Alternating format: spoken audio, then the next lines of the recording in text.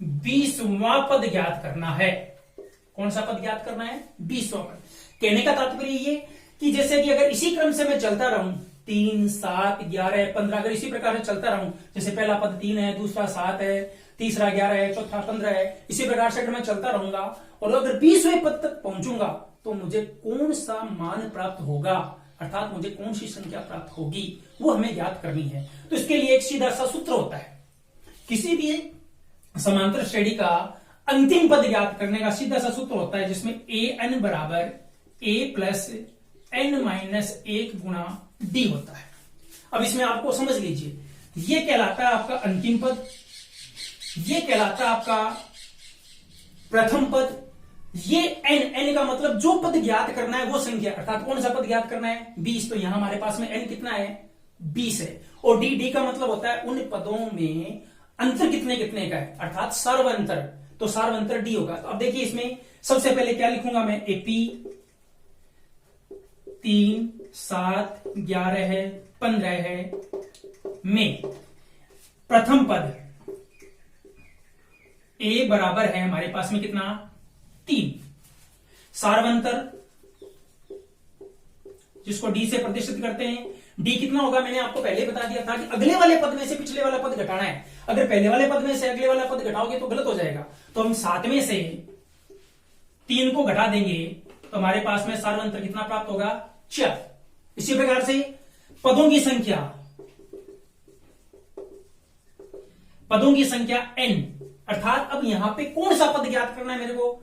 20वां पद ज्ञात करना है। तो पदों की संख्या प्राप्त होगी मेरे पास में 20, और मुझे क्या प्राप्त करना है? अंतिम पद, अर्थात 20वां पद an या A20 बराबर मेरे को ज्ञात करना है। तो समझ गए?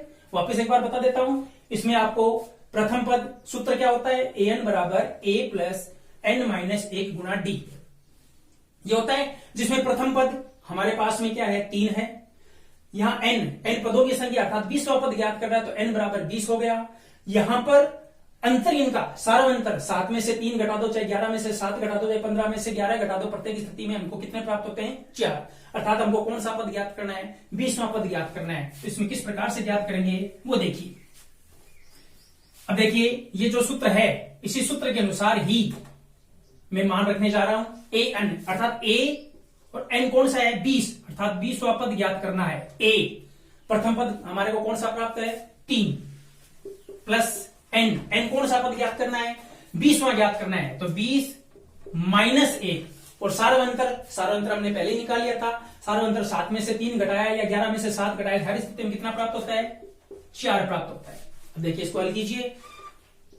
3 प्लस, अब देखो 20 में से 1 घटा दीजिए, कितना प्राप्त हो हमारे पास में? 19 गुणा में क्या प्राप्त हो गया? 4। वापिस 30, 3 प्लस 19 को 4 से गुणा कर दीजिए, तो 19 4 76, 19 को कितना हो गया हमारे पास में? 76 प्राप्त हो गए। अर्थात A20 कितना प्राप्त होगा? 3 में 76 जोड़ेंगे तो 79।